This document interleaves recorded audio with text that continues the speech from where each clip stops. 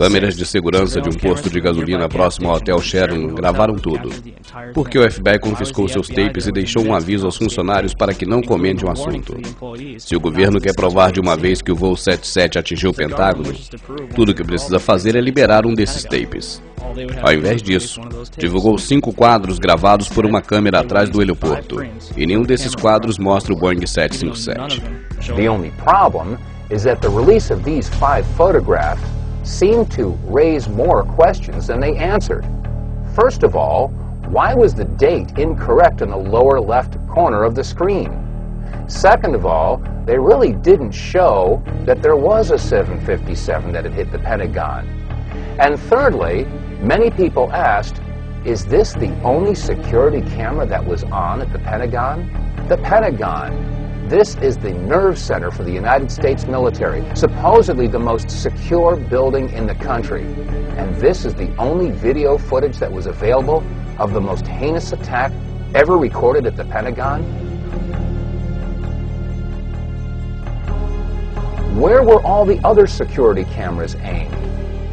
What about the security cameras that were on in the hallways at the Pentagon? Every inch of the Pentagon is under video surveillance. Where are those video cameras? We also had a report about a gas station whose video camera was pointed in the exact direction where the 757 would have hit the Pentagon. Shortly after the event, it was reported that federal officials showed up at that gas station and confiscated that footage.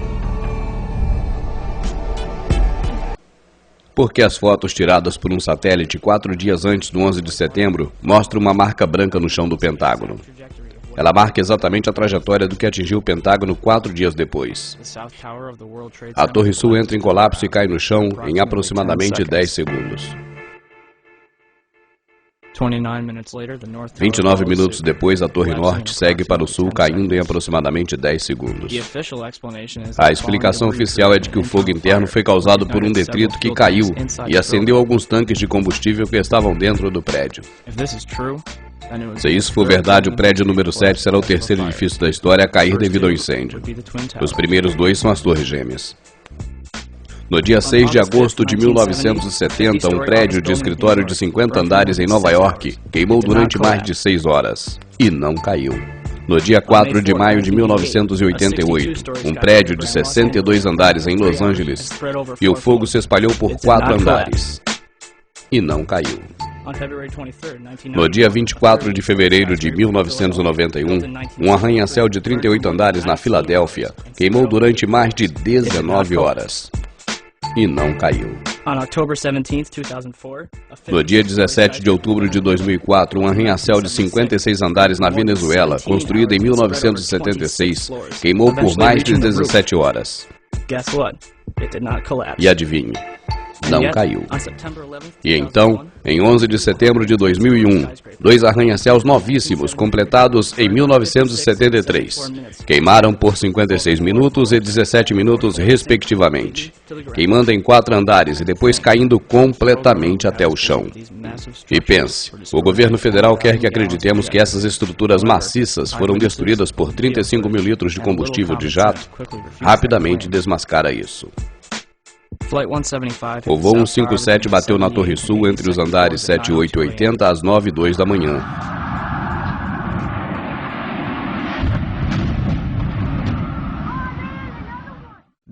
E se enterrou no canto do sudeste. A maioria do combustível se queimou fora do prédio em uma enorme bola de fogo. E mesmo assim, essa torre caiu primeiro. Mesmo com a Torre Norte tendo mais tempo de incêndio, queimando por meia hora a mais. Se o combustível dos jatos não derrubaram o World Trade Center, então o que o fez? Were the Twin Towers brought down as a result of the airplanes that struck them and the fires that followed?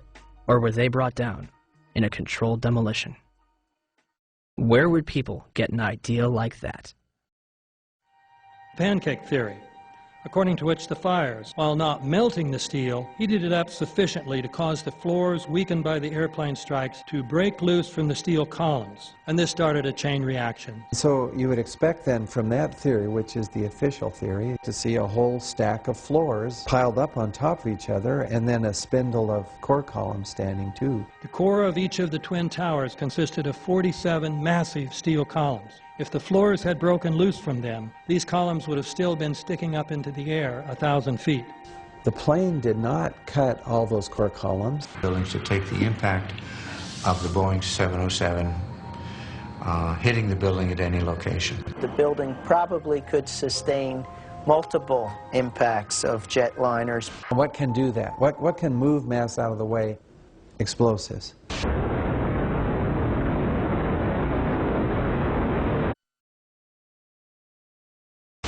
Heard the noise associated with an implosion. Secondary explosion on Tower 2. Some sort of explosive device. We're obviously having a bit of trouble right now maintaining our location because we just heard one more explosion. There was another major explosion. Do you know anything about those extra explosions we heard? No, I do not. Were they car bombs? I have no idea, ma'am. The string shook, and I heard like an explosion. Do you know if it was an explosion or if it was a building collapse? To me, it sounded like an explosion. We heard a very loud blast, an explosion. They were taking photographs and securing this area just prior to that huge explosion that we all heard and felt. Not clear now is why this explosion took place. When there was some sort of collapse or explosion, from street level, as though it had exploded up, a giant rolling ball of flame, and the firefighters screamed, "Run!" For an explosion. At that point, I got knocked out. I don't remember anything. Then I got up, and I looked out the window because the windows exploded, and the street below caved in. And at that point, there was like fireballs coming up. An hour later than that, we had that big explosion from much, much lower. I don't know what on earth caused that. 15 minutes after they made their entry, we heard a boom. I don't know if that was the infrastructure that was going or another explosion. Again, there has been a second explosion. John, just seconds ago there was a huge explosion, and it appears right now the second World Trade Tower has just collapsed. All of a sudden I heard rumbling, and we all started running away from it. The glass blew out and threw me onto the sidewalk, and I couldn't see for 20 seconds. It was like holy hell coming down upstairs. And then when we finally got to the bottom, they were coming out on the mezzanine level there. And another explosion came right from it, just everyone flying. We stuck on the stairs for a while. We finally got down to the lobby. Then we get to the lobby, it was this big explosion. So I was real lucky. I don't know what happened to the people behind me when that blast occurred. And it was actually on the 78th floor of the second tower, and was evacuating the tower, and experienced all these explosions and made his way back down.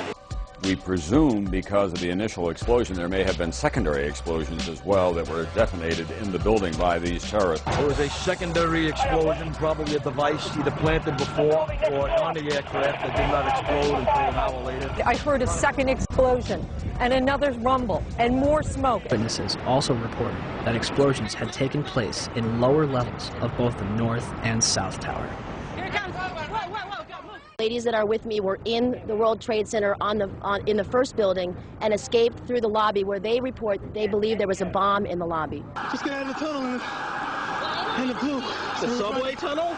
Yeah.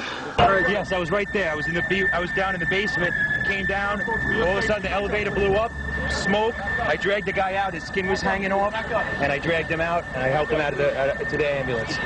And when I got up to the concourse level, it was just like, like gunfire, and then just 3 big explosions. And even the turnstile was burned.